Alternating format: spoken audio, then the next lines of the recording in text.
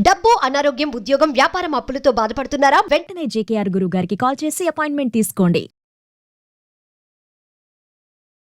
Hi viewers, India's largest digital media network Suman టీవీకి స్వాగతం. ప్రస్తుతం మనతో ఉన్నారని motivational speaker and language trainer Vijaya Bangaru అమ్మ. అమ్మ నమస్తే అమ్మ. అమ్మ, అప్పట్లో మామూలుగా ఒక అమ్మాయిని ఒకరింటికి పెళ్లికి చేసి పంపించాలి అంటే చాలా భయపడేవాళ్ళు. అంటే ఇప్పుడు కూడా ఉన్నారు, లేరని చెప్పట్లే, సంఖ్య తక్కువ. ఇప్పుడు ఎవరు భయపడాలి అంటే మగపిల్లలు కన్నా తల్లిదండ్రులు భయపడాల్సిన పరిస్థితులు వచ్చినాయి. అవును, పెళ్లికొడుకు భయపడాలి. పెళ్లికొడుకు భయపడాలా, పెళ్లికొడుకు తల్లిదండ్రులు భయపడాలా? ఎంత భయం వేస్తుందంటే ఆడపిల్లల తల్లిదండ్రుల కన్నా మగపిల్లల తల్లిదండ్రులు భయపడవారి సంఖ్య ఎక్కువ ఉంది. ఒకటి, లవ్ చేసి మోసం చేయటంలో ఆడపిల్లలు ఫస్ట్ ప్లేస్ లో ఉంటున్నారు. దానికి అయిపోయి జీవితాలు నాశనం చేసుకుని మనం గత వీడియోలో సూసైడ్ చెప్పుకున్నా, అలా ఒకటి ఉంది. పోని చక్కగా ప్రేమించి వీళ్ళు లేచిపోయి పెళ్లి చేసుకున్నారు అంటే ఎవరు చంపుతారు? పిల్ల తండ్రి చంపుతాడు. ఎవరిని? అబ్బాయిని. ఇక్కడ ఎవరికి మళ్ళా ప్రాబ్లం? అబ్బాయికి. అంతా అరేంజ్డ్ మ్యారేజ్ చేసినారు, అందరు ఒప్పుకొని చేసినారు అంటే ఎవరు చంపుతారు? పెళ్ళాం చంపుతారు. ఇట్టకేళ్లకు ఎవరు నాశనం అయిపోతున్నారు అంటే పెళ్లి చేసుకున్న అబ్బాయిలే నాశనం అయిపోతారు. ఎందుకమ్మా ఇలా అయిపోయింది? భార్యలు మోసం చేయటం, భర్తలను చంపటం ఎక్కువైపోయింది. అదే అన్నారు కదండి, ఇది వరకు మీరు అన్నట్టుగా ఇది అంటే మామూలుగా జనరల్ గా సొసైటీలో జరిగేది ఏంటంటే వరకట్నం వేధింపులు, అత్తగారు అమ్మాయిలను చంపేస్తారు. అంటే ఇది మనం సపోర్ట్ చేయట్లేదు, జనరల్ గా జరిగే ఆడపిల్లల తల్లిదండ్రులు భయపడేవాళ్ళు. అత్తగారు చాలా విసిగించారు, అమ్మాయి వెళ్ళిపోయింది, చనిపోయింది, లేకపోతే ఇంకొకలాగా. ఇప్పుడు ఏమిటంటే కొత్త ఒక 2-3 ఏళ్ల నుంచి ఏంటంటారు, బొమ్మ తిరగబడినట్టుగా ఇదేమిటంటే ఇప్పుడు అబ్బాయిలు ప్రాణాలు అరచేతిలో పెట్టుకొని, భర్తలు ప్రాణాలు అరచేతిలో పెట్టుకొని భార్యల దగ్గర ఉండాల్సిన పరిస్థితి వచ్చింది. ఇది ఏ పెరుగన్నంలో ఏం కల్పిస్తుందో, లేకపోతే ఏ కూల్ డ్రింక్ లో ఏం కల్పిస్తుందో, లేకపోతే దీని ఆలోచనలు మైండ్ లో ఇప్పుడు ఇంత సంతోషంగా నాతో ఉంది ఈ రోజు, రేపొద్దున ఏం ప్లాన్ చేస్తుందో అని భయపడాల్సిన పరిస్థితి. చాలా మంది నేను విన్నానండి. అంటాను ఇంటికి వెళ్ళాలంటే భయం వేస్తుంది, ఏమాలి రమ్మండగానే వెళ్ళిపోవాలి ఇంటికి, లేకపోతే ఎందులో ఏం కల్పిస్తుందో అన్నంత క్రైమ్గా ఆడవాళ్ళు అయిపోయారు. వీటన్నిటికీ ఏంటంటే 80% సోషల్ మీడియానేనండి. ఏంటంటే ఎటు చూసినా కూడా చిన్న వాటికి, అంటే ఈ ఖరీదైన లగ్జరీ లైఫ్ ఊహించుకోవడము, దాని తర్వాత అస్తమానము ఎంతసేపు టూర్లకు వెళ్ళాలనుకోవడము, బాధ్యతలు తక్కువగా ఉండాలి, ఎంతసేపు ఒక మహారాణి లాగా భర్త నన్ను చూసుకోవాలి అనుకోవడం, ఇవన్నీ ఏంటంటే ఎక్స్పెక్టేషన్స్. అంటే ఇది వరకు అంటే చాలా ప్రేమించి పెళ్లి చేసుకున్న వాళ్ళు కూడా అదేం రోగాలు వస్తున్నాయో నాకు తెలియదు కానీ వదిలేసి వేరే వాళ్ళతో వెళ్ళిపోతున్నారు. అది వెళ్ళిపోతే ఇంకానేమండి, నీకు నచ్చలేదు, అమాయకమైన భర్తను, ఆయనకి ఏమీ తెలియదు, ఏం చేస్తుందో తెలియదు, మనం 2-3 చూసామండి, చంపేస్తున్నారు. సో వాళ్ళు ఏం చేయాలి అర్థం. అంటే జనరల్ గా ఈ సొసైటీలో ఏంటంటే ఆడవాళ్ళు అనగానే అయ్యో పాపం వీళ్ళు కదా వీళ్ళని, కానీ ఇప్పుడు అయ్యో పాపం అనాలి అంటే కూడా ఆలోచించాల్సి వస్తుంది అనమాట. భర్తలు, అమాయకమైన భర్తలు అన్యాయంగా భార్యల చేతులలో చనిపోతున్నారు. ఇంకొకటి ఏంటంటే కొంతమందికి ఏంటంటే ఏజ్ గ్యాప్ కూడా ఉంటుందండి. ఇప్పుడు ఒక 55 సంవత్సరాల తను ఒక 25-30 ఇయర్స్ అమ్మాయిని పెళ్లి చేసుకున్నాడంటే జనరల్ గా ఏజ్ వైజ్ ఈ డిఫరెన్స్ ఆఫ్ ఒపీనియన్స్ ఉంటాయి. ఇతని ఆలోచన ధోరణి వేరే. అతను 55 సంవత్సరాలు వచ్చిన తను ఏం చేస్తాడు? పాపం పొద్దున్నే లేస్తాడు, ఏదో పని చేసుకుంటాడు, రాత్రిపూట కళ్ళు మూసుకొని పడుకుంటాడు. ఈవిడికి ఏంటంటే వేరే విధంగా కాదండి. ఈవిడికి ఏంటంటే కాసేపు కూర్చోవాలి, ముచ్చట్లు చెప్పాలి, నన్ను బయటికి తీసుకెళ్ళాలి, నా సరదాలు తీర్చాలి, ప్లస్ నన్ను పొగడాలి, ఇవన్నీ ఉంటాయి. ఆయనకు ఓపిక ఉండదు. సో అంటే కొంతమంది ఏం చేస్తారంటే ఈ ఏజ్ వైజ్ చూడకుండా, అంటే ఫ్యామిలీలోనే ఒకవేళ భార్య చనిపోతే అతడు మంచివాడు పోనీ అని నేను పెళ్లి చేసుకున్న తర్వాత ఇలాంటివన్నీ జరుగుతున్నాయి అనమాట. అంటే ఈ అమ్మాయిని ఇచ్చి పెళ్లి చేసేటప్పుడు అంటే నిజంగా ఈ అమ్మాయికి ఇష్టమా లేదా, లేకపోతే నిజంగా అంటే ఈమె లైఫ్ లో ఎవరైనా ఉన్నారా అనేది చూడట్లేదు. ఉన్నా కూడా కప్పిపుచ్చుతున్నారు అనమాట.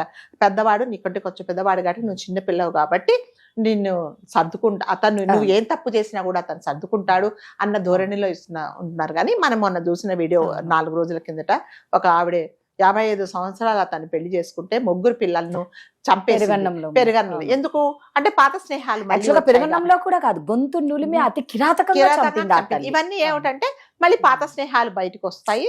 సో వాడేం చేస్తాడంటే, నువ్వు ఇంత అందంగా ఉన్నావు, ఇంత చిన్న ఏజ్ లో మీ 55 సంవత్సరాల వాడిని పెళ్లి చేసుకోవడం ఏంటి అనేది లేనిపోని ఆశలు కల్పించేసినప్పుడు ఇలాంటివి జరుగుతున్నాయి. సో ఒకటి మనం ఆలోచించాల్సింది ఏంటంటే అంటే ఒకరిని ఒకరిని మోసం చేసి కన్న భర్తనే పిల్లలున్న అతనితో కట్టుకున్న సంసారం భర్తనే. చేసుకుని కట్టుకున్న భర్తనే చంపేసినప్పుడు ఇప్పుడు అతన్ని కూడా నిన్ను కూడా అలా ఎందుకు చేయలేదు అనేది ఎవరు ఆలోచించుకోవటం లేదు. అసలు ఉండరు కదమ్మా, ఉండరు ఇద్దరు కదా. జైలుకి వెళ్ళిపోతారు, మీకు అసలు లైఫ్ లైఫ్ అనేది అన్ని ఉండదండి. తెలిసి కూడా చేస్తున్నారు. ఇదంటే ఏంటంటే లేనిపోని ఊహించుకోవడం, జీవితంలో లేనిపోని అంటే మేము ఊహించుకోవడం. బయట పడము, మేము ఎంత తప్పు చేసినా బయట పడమని అనుకుంటారు, లేదా, కానీ ఏదో అదే రూపంలో వస్తది బయటికి. తప్పకుండానండి ఆ. ఇప్పుడు నువ్వు అంత మనిషిని చిన్న నిన్నునా విషయం కాదు చంపేస్తే కదా. అంటే ఎంత పెద్ద గజ దొంగ అయినా ఎక్కడో చోట పట్టుకో. ఎక్కడో చోట మరి పట్టుబట్టాలండి. ఎందుకమ్మా వీళ్ళకి అంత ధైర్యము, అన్ని తెలిసి అవన్నీ సెల్ ఫోన్ లో క్షణికావేశాలండి, క్షణికావేశాలు. ఏమిటంటే వాళ్ళకు ఈ క్రైమ్ చేసిన తర్వాత నేను ఏమైపోతాను, నా లైఫ్ ఏంటి, నేను జైల్లో ఉంటాను ఆలోచించకుండా వాళ్ళకు భ్రమలో ఉంటారు. ఎలాంటి భ్రమలో ఉంటే నాకున్న అడ్డు నేను తొలగించుకుంటే ఇతనితో నేను హాయిగా కాపురం అంటే ఇమాజినేషన్ లో అంతే, అదే ఒక ట్రాన్స్ లో ఉండిపోతారు. నిజంగానే అది జరగదు. తప్పకుండా నేను పట్టుబడతాను, నేను ఎటువంటి అంటే ఇతనితో నేను ఉండలేను అనేది అలా నిజంగా ఆలోచించుకుంటే అలా జరగదండి. అంటే చాలా మటుకు నేను ప్రత్యక్షంగా చూసానండి. ఆడవాళ్ళు అమాయకమైన భర్తలను చంపేస్తున్నారు. అంటే నాది ఒకటే అపీల్ ఏంటంటేనండి, నిజంగా మీకు అతనితో ఇష్టం లేకపోతే ఫ్రాంక్ గా వెళ్ళిపోండి, లేదా నాకు ఇష్టం లేదని విడాకులు తీసుకొని మీ పాత స్నేహాలో లేకపోతే కొత్తగా ఫేస్బుక్ లో పరిచయం అయినాడో, ఇన్స్టాగ్రామ్ లో పరిచయం అయినాడో, సరే మీరేదో మీరు వెళ్ళిపోండి. ఎందుకు అతని ప్రాణాలు ఎందుకు తీస్తారు? ఆయన అంటే జరిగిన దాంట్లో మీరు చేసిన దాంట్లో అతని తప్పేముంది? తప్పేం లేదు కదా. అతనేం చేయలేదు. అతను ఉన్న దాంట్లో మిమ్మల్ని చక్కగా చూసుకున్నాడు, పిల్లలను బాగా చదివించుకుంటున్నాడు, మిమ్మల్ని ఉన్నంతలో సంతోష పెడుతున్నాడు. అంటే ఎక్స్పెక్టేషన్ ఏంటంటే ఈమెకు అంటే ఆమె పరిస్థితిని కంటే అతను చేయలేని దానికంటే ఈమెకి ఎప్పుడైతే ఎక్కువ కోరికలు ఉంటాయి అలాగే జరుగుతున్నాయండి. వీళ్ళిద్దరు అన్యోన్యంగా ఉన్నారు అంటే పిల్ల తండ్రి లేపేస్తాడు అంతే. అంటే పరువు నష్టాలు, పరువు హత్యలు జరిగిపోతున్నాయి. అసలు నీ బిడ్డ చేసిన తప్పుకి ఆ పిల్లగాడిని చంపడం ఏంటి చెప్పండి. అంటే ప్రాణాలు తీయడం అనేది చాలా అంటే సెకండ్ లో పని అయిపోతున్నది. బ్రెయిన్ కి వచ్చిందంటే చంపేయడమే. ఇప్పుడు ఏదైనానండి, ఇప్పుడు మనకు నచ్చలేదు అన్నప్పుడు మనం అక్కడి నుంచి వెళ్ళిపోతాము, అంతే అంతే కదా. రోడ్డు మీదకి వెళ్తూ ఉంటామండి, ఒక అసహ్యం కనిపిస్తుంది, మనం ఏం చేస్తాం, చుట్టూ ఆ వెనక నుంచి వెళ్ళిపోతాం. వేరే దారి ఇక్కడ ఉందా, ఇదే దారి ఉందా అనేది ఆలోచిస్తాం. ఇప్పుడు నీకు నచ్చనప్పుడు వెళ్ళిపో. పిల్లలు చంపడము, భర్తను చంపడం అనేది చాలా అన్యాయం అండి.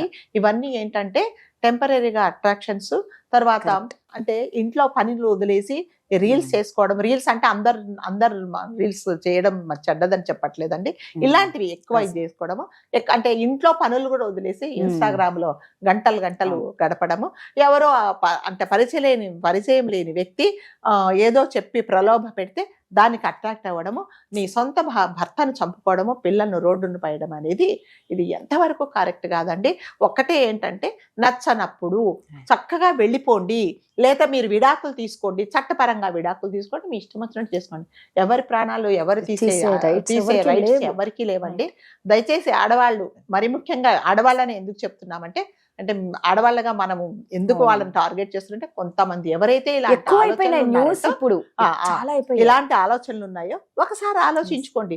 అతను చంపినంత మాత్రాన మీరు ఇవాళ రాత్రి చంపేస్తే పొద్దున్నే అతనితో వెళ్ళి హాయిగా మీరు హనీమూన్కి వెళ్ళరండి, మీరు వెళ్ళేది జైలుకే. అది అర్థం సో అది ఒకసారి మీరు ఆలోచించుకోవాలి.